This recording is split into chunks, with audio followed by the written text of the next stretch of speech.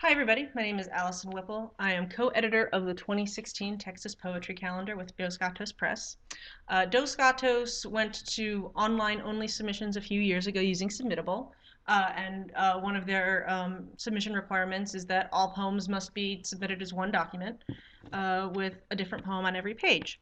Now, a lot of people, not a lot, we've gotten some questions, every submission cycle about how do I do that? I've never had to do that before. So I thought I'd just make this little tutorial for you so you can put it up on YouTube. And if you bookmark it, and if you need whenever you need a refresher, feel free. So the first thing we want to do is we need to pick our poems. So I'm just going to pull up 3 of my poems. And you know how to do this. And just to note, I'm using Word 2013.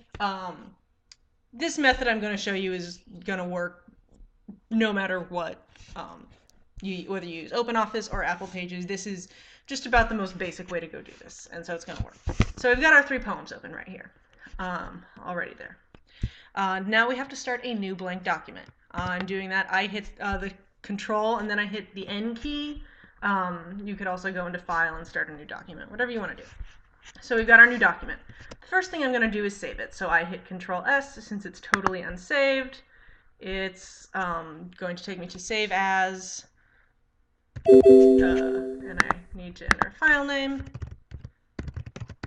So I'm going to save this as a demo. Remember, at least for the Texas Poetry Calendar, no identifying information anywhere on the submission, and that includes the file name. So don't put your last name or your first name or any part of your name in your file name. So it's saving. I've got that. That was just a formatting mark. I'm going to turn that off for a minute. I'll turn it back on in a bit. So I'm going to take my first poem. And the first thing you can click your mouse down, and I'm sorry, this formatting mark is on. No worries. You don't need to have that on. You can click and drag, or you can hit the Control key and then the letter A.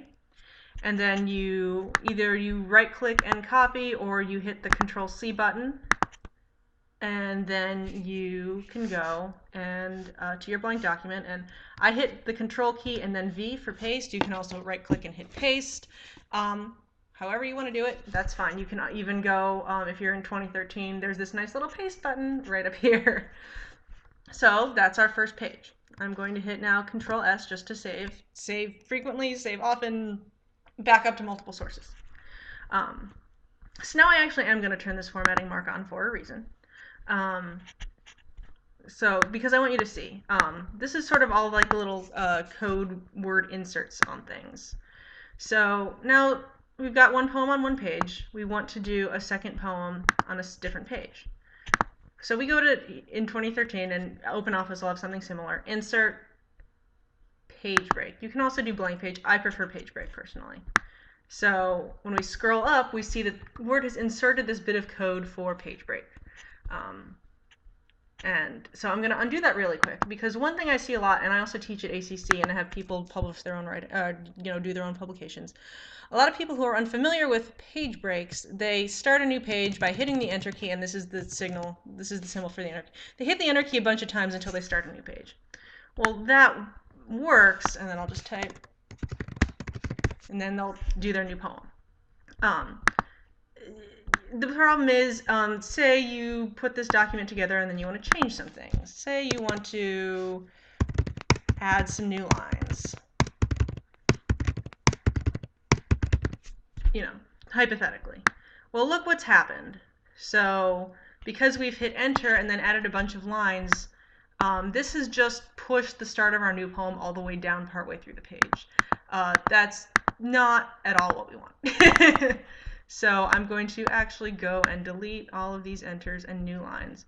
And so what we do when we hit the, when we actually insert the page break,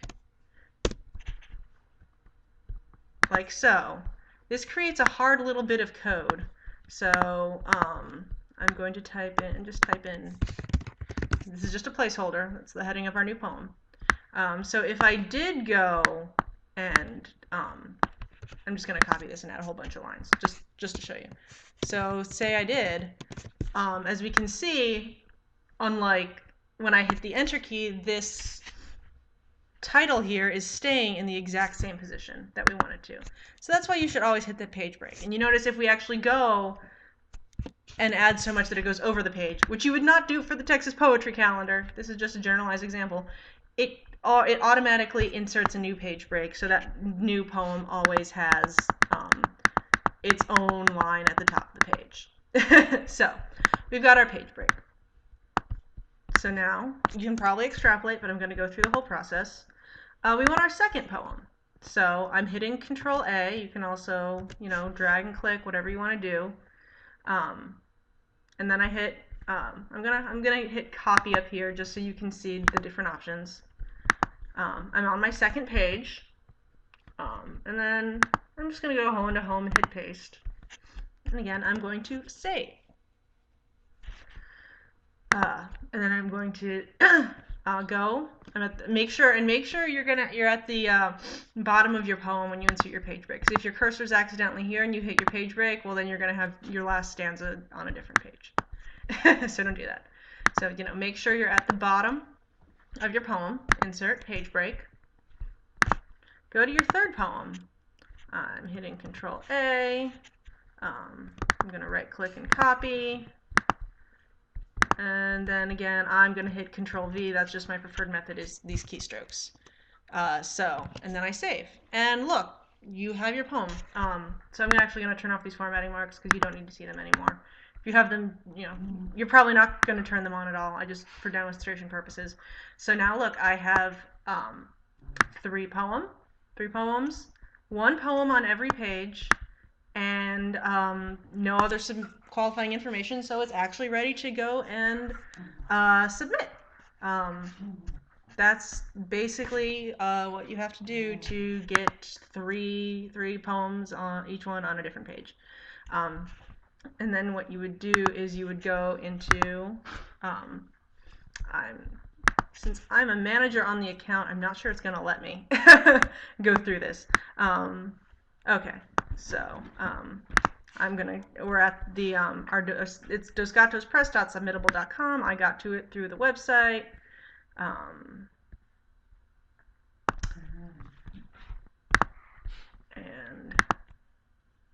signing in. I'm going to save and continue. I'm not actually submitting to my own calendar. This is just for demo purposes. We would go into choose files. And I saved this somewhere in my OneDrive.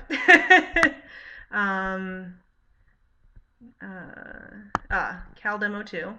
So I just click there, click open, and now it is attached, and all three files, all poems are, that one document is there, and then you fill out the rest of the information and click submit. And that's basically that. So you can watch this as many times as you like, and